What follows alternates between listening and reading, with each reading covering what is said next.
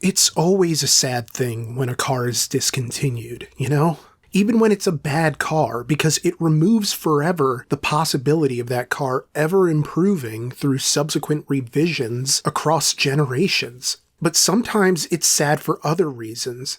Maybe it's a great car that simply came along at the wrong time and failed to ever find the audience it deserved. Or perhaps it's a car with a far-reaching legacy coming to a sad or even controversial end.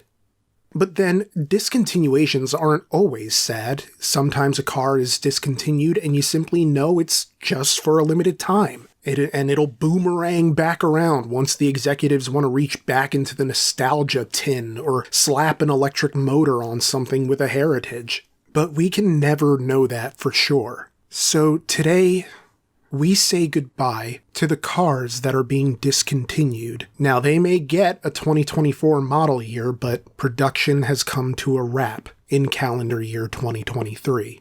Whether legends or lemons, this is the Regular Car Review's 2023 Automotive In Memoriam. We regretfully announce the passing of the Jeep Cherokee, who left us on February 28th at the Belvidere Assembly Plant in Belvidere, Illinois, surrounded by 1,350 loved ones after a long battle with insolvency. No services will take place, but Stellantis appreciates your ongoing devil's advocacy and financial support during this difficult time. Whenever I picture 90s SUVs, this is, in a very literal sense, the first car that comes to mind. The Grand Cherokee too, yeah, but then the Grand Cherokee isn't going anywhere, at least not to my knowledge. As for the original Cherokee, the car that arguably kicked off the SUV craze, and maybe not even arguably, well, it won't be making it to 50, unfortunately. The Cherokee debuted in 1974 as a two-door variant of the Jeep Wagoneer, and while it was historically significant in its own right, I feel like the XJ Cherokee is the iconic one, as it paved the way for the wealth of SUVs that followed. Because when the second-gen Cherokee hit for the 1984 model year, it was divorced from being the Wagoneer's two-door cousin and evolved into an all-season utility vehicle on a new unibody platform that was just shorter, really. Shorter wheelbase, shorter body, weight reduced over the first generation, and it was all towards the end goal of being a better handling utility vehicle with better overall fuel economy, but not at the expense of capacity, as you could still get 5 fully grown humans in these things. In theory, anyway. Granted, I don't know how true that is now, because obviously we don't have 1980s proportions. I mean, with gym culture being what it is, shoulder to shoulder length, I mean, how big are those shoulders, really? But that's not really the point here. Because hey, Command Track part-time or Select Track full-time four-wheel drive is always a good selling point to throw in there. And that's what happened here. People were all about that versatility, and it reflected in the amount of units that the Cherokee sold. In a way, it's possible we don't even get the 90s SUV craze as we knew it, with cars like the Honda CR-V and the Toyota RAV4, without the Jeep Cherokee proving the viability of the market. This is without even getting into the importance of the Grand Cherokee, which remains a force in its own right today. But the arrival of the Jeep Liberty in 2002 heralded the departure of the SUV glory days, as the auto industry pivoted into crossover territory. Now, with the subsequent inclusion of the Compass and the Patriot, the Cherokee became sort of redundant, so Chrysler put it on snooze until 2014, making this one of the few cars on our list to be discontinued twice. And really, it's kind of amazing that when you consider the amount of competition that has popped up in the SUV and crossover sectors since 2014 and into the 2020s, that the Cherokee managed to stick around as long as it did in its second comeback. Because really, when it returned, the spotlight still shone brighter on the Grand Cherokee, the Wagoneer, and even, or especially, the Renegade. From sales figures obtained by Hemmings, sales dropped some 73% between 2021 and 2022, while the Gladiator and Wrangler only dropped 5% and 8% respectively for the same period. As for the Compass, sales actually went up 22%, as did sales of the Grand Cherokee, growing a whopping 36%. So you see, even as other models in the Jeep lineup exceeded their plateau, the Cherokee continued falling into 2023 to where I imagine it just didn't really make sense to keep manufacturing it anymore. It had grown redundant, and so 2023 will be the end of the line. Except, maybe not? Because if I could imagine any model coming back as an electrified option, it's this. Because it has a heritage, but there's not really any risk of damaging the brand name if it doesn't work out, because it's already been discontinued twice now. What other damage could actually be done to the name? Now maybe there's a risk that the negative perception carries over to the Grand Cherokee, but if that were true, then the lack of enthusiasm for the base Cherokee might have caused some kind of reaction that prevented the Grand Cherokee from seeing a 36% sales boost, you know? So I don't know, we're saying goodbye to the Cherokee, but will it be forever? Only time will tell. But for now, this car will have to live on in the used car market. The Jeep Cherokee is survived by the Grand Cherokee, the Liberty, the Gladiator, the Renegade, and the Patriot. It was 49 years old.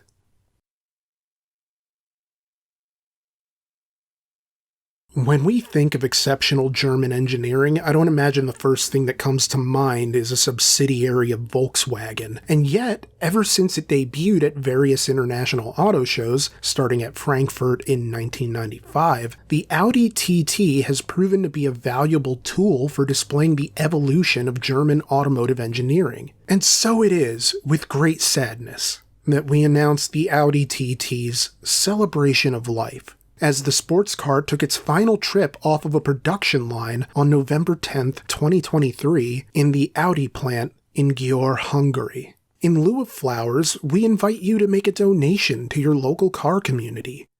Every year, 1 in 5 people have to go without a Stage 2 tune. Most never go beyond a Stage 1 exidy clutch. But for pennies on the dollar, 100 pennies to be exact, you can help contribute to the retunification of the automotive community after countless years of unnecessary division. And you can do it in the name of Audi and its noble contributions to aftermarket compatibility and all-wheel drive technology. Or whatever, you can slap a catback exhaust on there and go hooning, yeah, man, yeah! In its heyday, the Audi TT pulled resources from Volkswagen in the form of the PQ34 platform that housed the Mark I Audi A3, the Mark IV Volkswagen Golf, the Jetta, and the new Beetle. The TT was a concept car in production form, packing a turbocharged 1.8-liter engine and Audi's Quattro all-wheel drive system, although future models would see the addition of a 3.2-liter V6 as well as a limited-run Quattro Sport Edition. Over time, the Audi TT grew to become a formidable opponent of the 350Z, and a diesel model would be added to the lineup in the years ahead, along with a Roadster, which would finally drop in the second generation. But with the third generation came a more tech-forward ideology, with the virtual cockpit digital instrument cluster making its introduction. But this may have been motivated by something beyond the desire to become more technological in their cabin design. You see, the Audi TT has been subject to a number of lawsuits over the years. 2 in particular. A class action lawsuit was filed against Volkswagen in 2007. Why? 2 words. Timing belts. The lawsuit alleged that the timing belts installed on the 1999 to 2003 Audi TTs failed before their designated maintenance period. To get this out of the headlines as quickly as possible, Volkswagen settled with the plaintiffs, although with Dieselgate not too far off, it wouldn't even be the most serious scandal they'd face within a 10-year period. Not that the scandals wouldn't keep coming anyway, as just 1 year later, another class action lawsuit was levied against Volkswagen in California over failing instrument clusters on Audi TTs from model years 2000 to 2005. Yeah, I guess I should have led with that one since it followed directly from the previous paragraph about switching to digital instrument clusters, but the timing belt lawsuit was chronologically before this one, so I had to do it in order, you know? I'm nothing if not a stickler for organization, in all things except my book collection. Like the last lawsuit, Volkswagen ultimately settled by agreeing to repair or replace defective clusters, or reimburse clients for any repair expenses they'd already incurred. This was in addition to a 2-year extension on their warranty. But by the third generation, sales were beginning to drop, with a report by Hot Cars noting that the third gen fell nearly 45% in 2018. Thus, Audi announced in 2019 that the third generation would be the TT's last. The TT was sent off with a special final edition Roadster, with fewer than 100 made available to the US market. So I'd imagine they'll become genuine collector's cars, assuming the TT never comes back, which is very much possible, even as I remain optimistic about everything eventually getting another bite at the apple, even if it's in electric form. But for now, after 25 years, 3 generations, and 662,762 units produced, the Audi TT has taken its final bow from the factory line. The occasion was commemorated by the original TT Coupe and TT Roadster accompanying the farewell TTS Coupe, covered in flowers and funereal lettering, showing the final production statistics of a car that helped Audi compete as an enthusiast brand. The Audi TT is survived by the A3, the S3, RS3, A6, RS5, and a whole bunch of other letters and numbers I don't feel like getting into. And everything Volkswagen. It was 28 years old, depending on where you start counting from, but we measure from the balls here, so 28 it is. Rest in peace, you vision board on 4 wheels. Of course, the TT won't be going to the grave alone, as it's joined by its stablemate, the Audi R8. Like the TT, the R8 also used the Quattro permanent all-wheel drive system. Unlike the TT, however, it aimed for loftier skies, having its basis in the Lamborghini Gallardo and the Huracan. Arriving for model year 2006, the R8 came with a choice between a 4.2-liter V8 and a 5.2-liter V10 before the second generation said, nope, it's V10 or nothing. Now, the R8 is almost like the Lexus LFA of its brand, as it never seemed to sell particularly well, but remained a car that was defined by the passion of the people who made it, and the loyalty of the people who drove and loved these cars. It also added a bit of prestige, as Audi came across as more of an enthusiast brand. Hell, it was the official personal car for Tony Stark in the MCU. It's essentially the first supercar that Audi ever produced, and it's wild to me that for a car made for such a specific niche, that it lasted nearly 2 decades. But then people who liked the R8 really liked the R8. I mean, from factory, you were working with about 562 horsepower, which is more than most will ever need a sports car to produce, I would imagine. This is without even getting into GT versions, which are among the most powerful cars ever made by Audi, with a mid-engine design and a race car heritage, as its name comes from the R8 LMP that won Le Mans a mind-blowing 5 straight years. The final R8, a GT model, will be exclusively rear-wheel drive, but making 602 horsepower off of the Lamborghini 5.2-liter V10, it's just going to be absurd. And only 333 are being made worldwide, and the US is only getting about half of that number. So yeah, that's probably going to go pretty quickly. And not for cheap either, as from what I could find, it's looking to cost around $250,000. That is just... Oh, that's a lot of money. The Audi R8 was eulogized, in a way, by Audi in a special video titled The Last Lap, celebrating the heritage of a car that, while not as prolific as some of the cars on this list, managed to make a name for itself in automotive history for the relatively brief time it was here. Some might say it was a sales issue, but really, it seems what killed the Audi R8 was the company's goals of electrification, and yeah, you're going to be hearing a lot about that as the list goes on, because this is the direction the auto industry is taking. Which is not to say that all internal combustion models are going away forever, but there will definitely be less of an emphasis on those models as we shed the years and come closer to the age in which the electric vehicle is the industry standard, rather than part of an encroaching margin. So yeah, a 2-time World Performance Car of the Year winner, the Audi R8 took its final lap at Monterey Car Week on August 24th, 2023. It was 17 years old. As one company focuses more directly on the EV market, another pulls back a little. But not for long, it would seem. Friends, Romans, countrymen, lend me your ears. I come to bury the Chevrolet Bolt EV, not to praise it. And yet, the reports of its death are greatly exaggerated. Yeah, I'm mixing all of my literary references in here. The current iteration of the Chevy Bolt and the Bolt EUV passed away at the plant in Orion Township, Michigan, after a long battle with executive indecisiveness. Indecision? One or the other. I think they both work. An electric subcompact, the Bolt was born in 2016 and rose to prominence as the second best-selling plug-in car in these United States, earning accolades from Time magazine as one of the 25 best inventions of that year. Although considering I'm a former Time magazine Person of the Year, I'm not sure how much stock I'd put into that opinion, although it is nice to see Time continuing the tradition of awarding Person of the Year to Berks County natives. Development began with just 180 people working on the Bolt project in 2012, and by 2015, the prototypes were ready for testing. By 2016, the Bolt was on the market. But it wouldn't be an immediate hit, even as it received raves for affordability and overall customer satisfaction.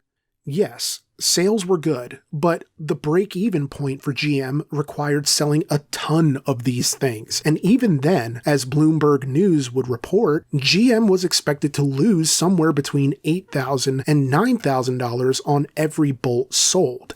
However, later estimates were a bit more optimistic, as it was predicted that the car would turn a profit of around $6,000 per vehicle by 2025, according to an audit by the Union Bank of Switzerland. But the Bolt apparently isn't making it to 2025. Or is it? In order to remain in the small vehicle EV market, Chevy can't really ditch the Bolt completely, right? Sure, you can make an EV Silverado or an EV Sierra, just redirect the resources into getting electric pickups off the ground, but what about the people who want something more affordable? Well, as it turns out, GM higher-ups expressed confidence during investors' calls in 2023 that the Bolt would be back. This retirement seems more a matter of getting it off the outdated BEV2 platform and battery infrastructure and onto either the BEV3 platform, carrying several GM EV products at the moment, or the GM Ultium platform and battery layout. A report by GM Authority states that a potential second generation of the Bolt would come equipped with lithium iron phosphate batteries instead of the nickel, cobalt, manganese, aluminum chemistry of the Ultium battery cells. This would presumably help GM save a fortune and potentially make these cars profitable sooner rather than later. However, there doesn't appear to be a clear timetable on just when we might see the Bolt again, or if it'll even keep the name or look necessarily, although I can hardly imagine changing it unless they see the brand as tainted somehow.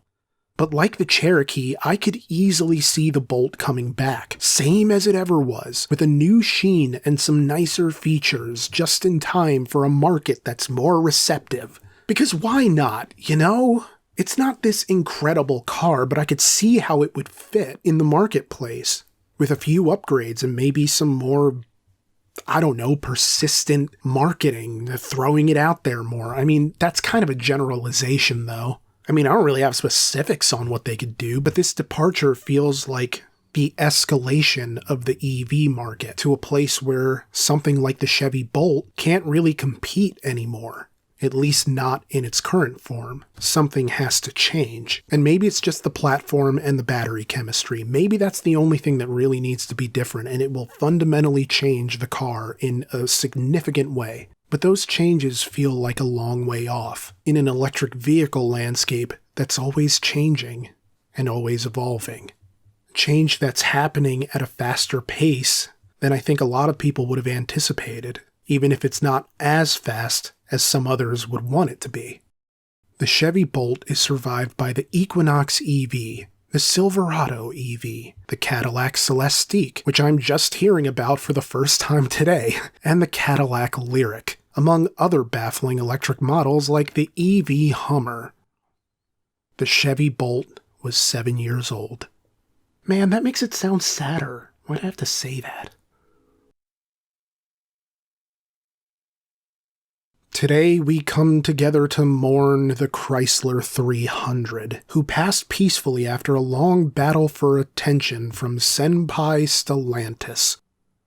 While never the apple of the company's eye, the Chrysler 300's run was characterized by brief bursts of effort that gave way to a shoulder shrug and a relocation to the back burner of executive interest. For example, after the buzz died down in the years following its debut, Chrysler added a new 8-speed automatic and basically just gave it a redesigned aesthetic to make the car look a bit more classy, but not at the expense of giving the impression that this might actually be fun to drive. But even after the facelift, the 300 seemed sort of stuffy in a way its competitors didn't, despite costing less than rivals like the Volvo S90, the Genesis G80, the Lexus ES, even the Nissan Maxima. The creation of the 300C was probably the most effort to ever go into making this appealing to the average person, as it was a far more powerful trim, making almost 500 horsepower off of a 6.4-liter Hemi V8. In fact, the limited run of 300Cs announced last year sold out in just 12 hours. That's 2,200 units, completely snatched up in half a day's time. Now, while the final 300C rolled off the factory line in the Brampton, Ontario production facility, the base 300 doesn't seem to have reached the grave just yet, although Stellantis has stated it isn't making it past December 31st. So let's just say the Chrysler 300 passed away and is survived by the possibility of coming back as an EV, as do we all. Because don't think for 1 second that 300 years from now we won't be able to bring people back like Cybermen with an electric battery that catches fire really easily and can only be extinguished with a special protein foam no fire company can afford. Yay, immortality. We now come to the part that's actually kind of sad, at least for me, because this is where we lay to rest the best Kia we ever reviewed. One of the best Kia products of the past decade plus, full stop.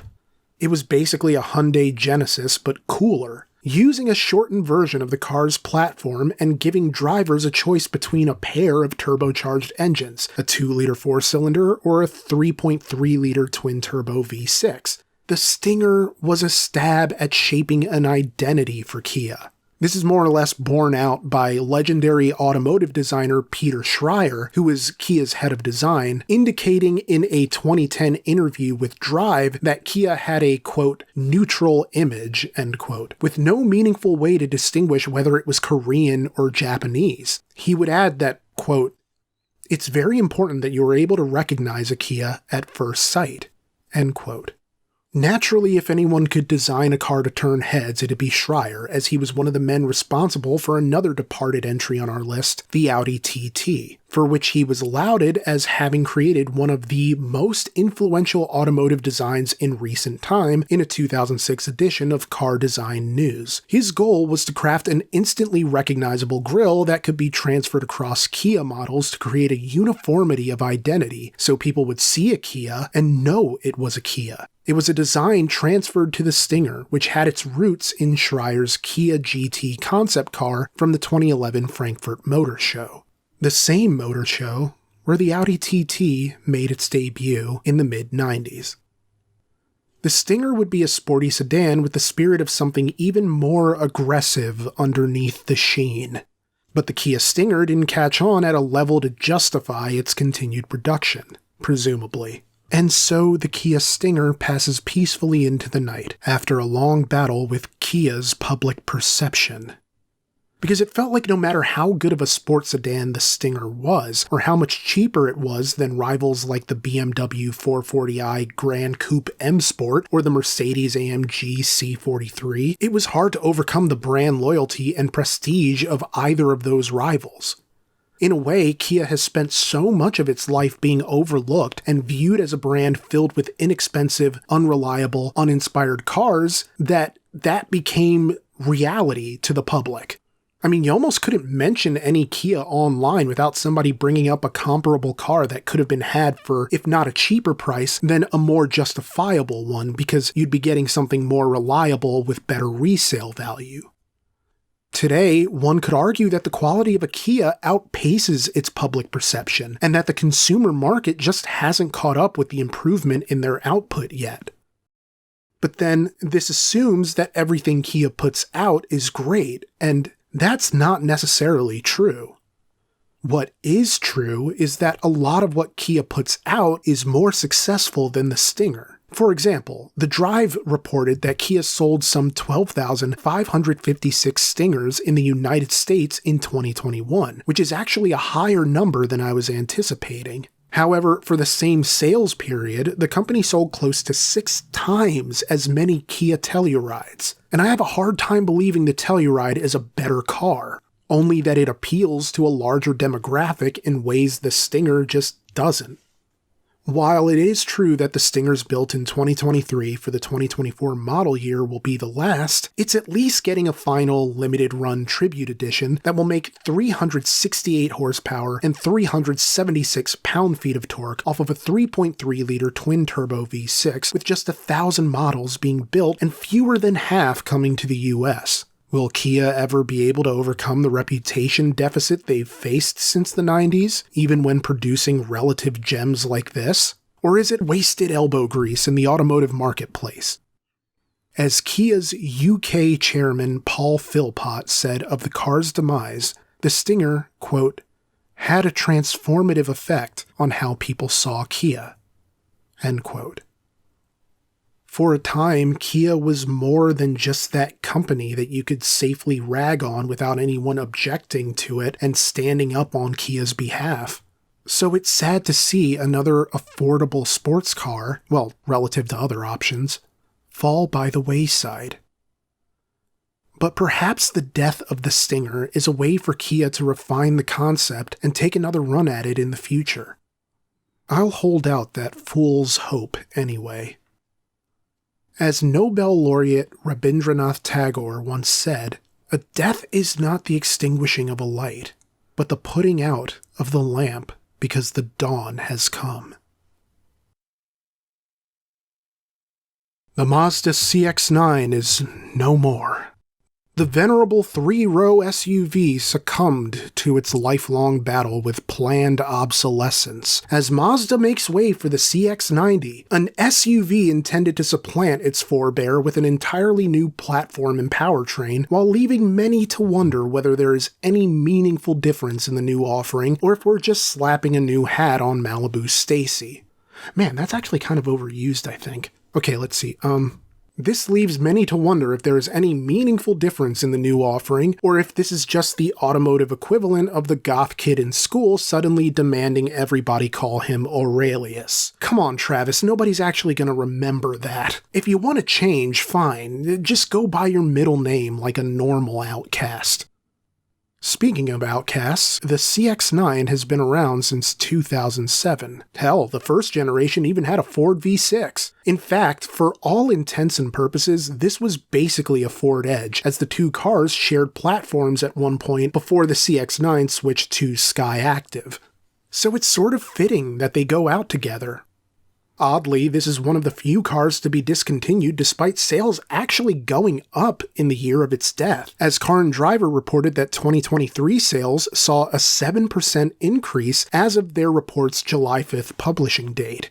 It's sort of rare for a car to go out on top, right? But while it's not exactly the case of the CX-9 being on top, it is rather impressive that it's leaving on a high note. Well, a higher note than a low E. Or this.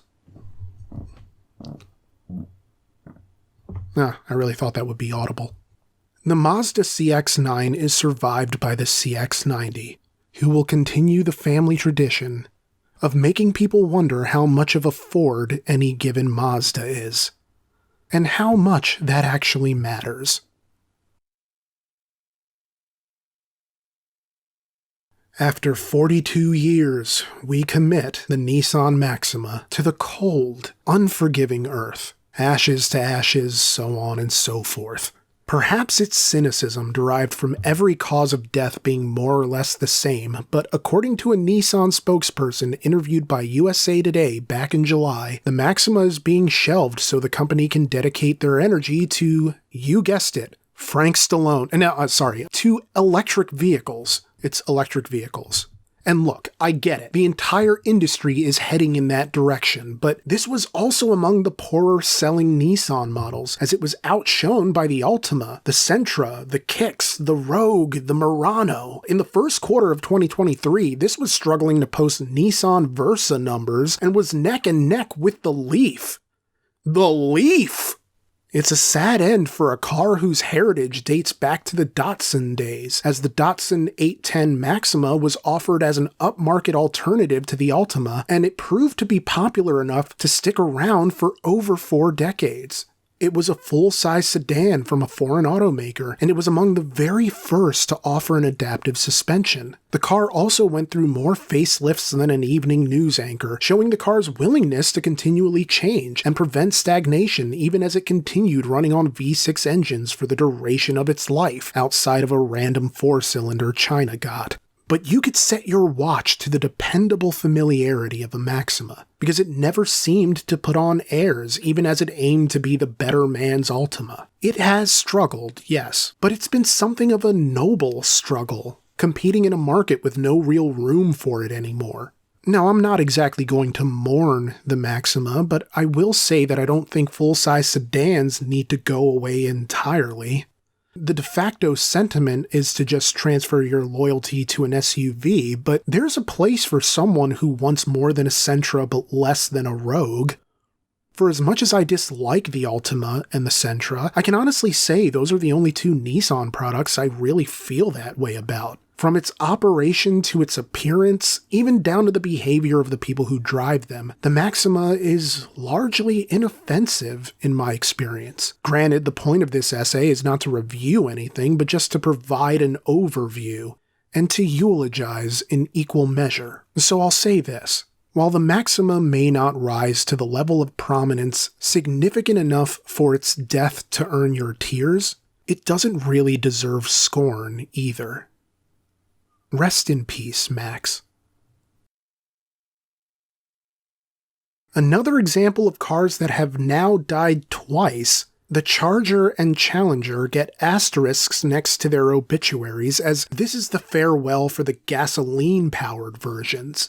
And so that even if they do come back later, this is, in a sense, the death of what they represented, as the aura of 60s and 70s full-throated, barrel-chested machismo and the mid-2000s post-Fast and Furious burnout culture that witnessed its rebirth aren't as mainstream as they used to be. Actually, let me correct that.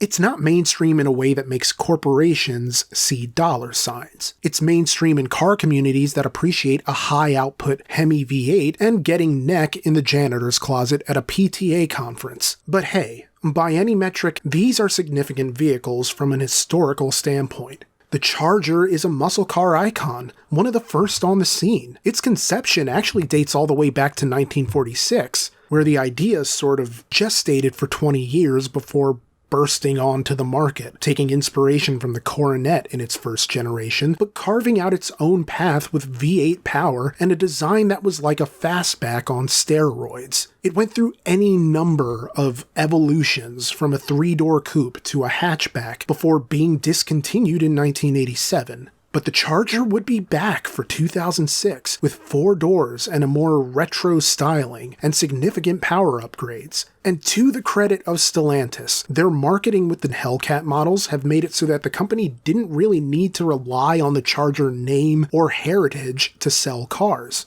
Maybe it's anecdotal, but most of the people I see refer to these cars simply as a Dodge Demon or a Dodge Hellcat. And the engineering behind them has seemed to be aimed squarely at power-hungry road warriors, because, for better or worse, Stellantis knew the audience for these cars. I mean, I don't know what you need 797 horsepower for, but more power to you. Or less, because really now. But then maybe I'm just being a spoilsport. That's totally a possibility. Like the Audis mentioned earlier, this seemed destined for closed courses, for fresh macadam. And to that end, it made all the sense in the world as an example to the universe of how muscular Dodge could get. The Challenger, meanwhile, took time to make weight, as it were. It had been around since the late 1950s as a trim on the Coronet, but it was in no way what it would eventually become. By the time it debuted properly in 1970, it was basically a bigger Barracuda, with which the Challenger shared components.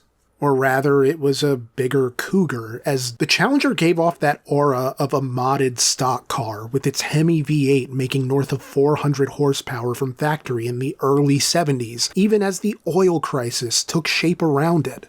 By 1974, Dodge had to pump the brakes on production due to that crisis, presaging the discontinuation of the Challenger in 1983 to make way for the Dodge Daytona. But the Challenger would return in early 2008 to challenge the Mustangs and Camaros of the world, with the SRT-8 being a particular highlight of the era.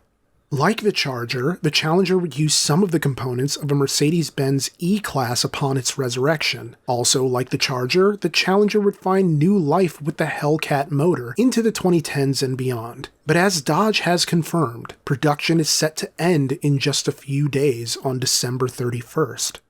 Dealers had to have their orders in by July 31st if they wanted to have the final Chargers and Challengers in their lots, so if you don't see them at your local Kunkelman Chevrolet, Dodge, GMC, Jack and Daxter, then you know why.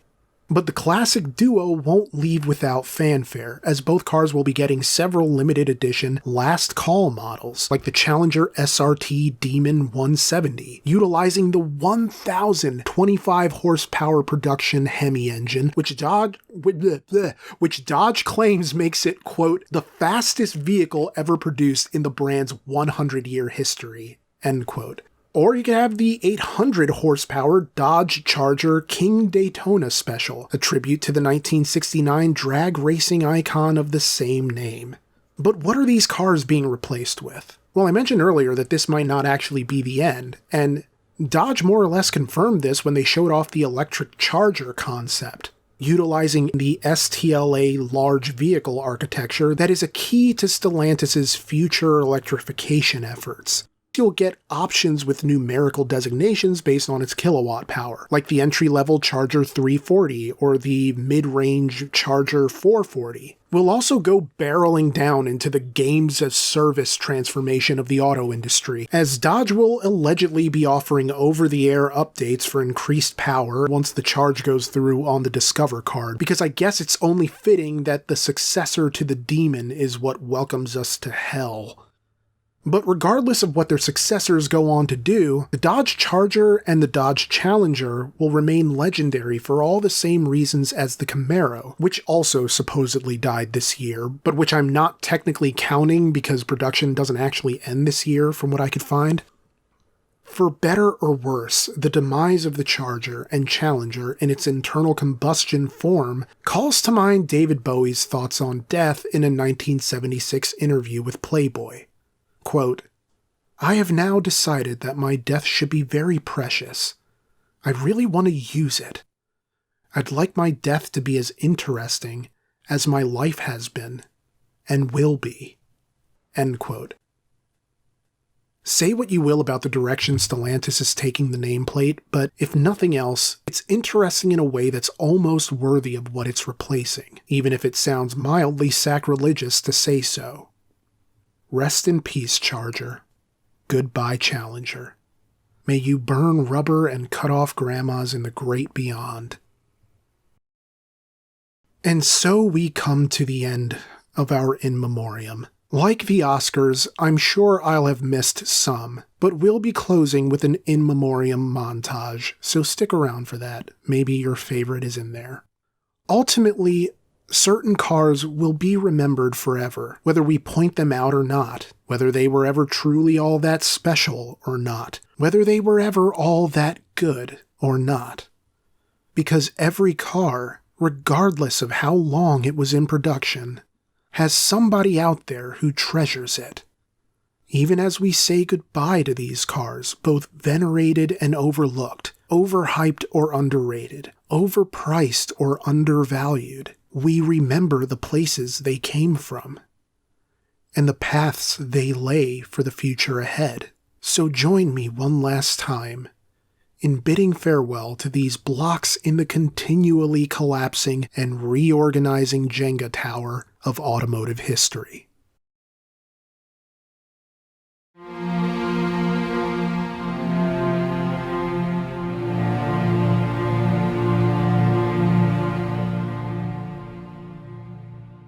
Silent pipes, noisy pipes, whistle tips, racing stripes, mark for golf or a Honda Accord, mods like turbos and Lambo doors. Are those lights the police? Are those lights the police? Silent pipes, noisy pipes, Euro spec, Euro lights, zipper merging steelies are style, fled the scene and now charges are filed. Held on felony B. Held on felony B.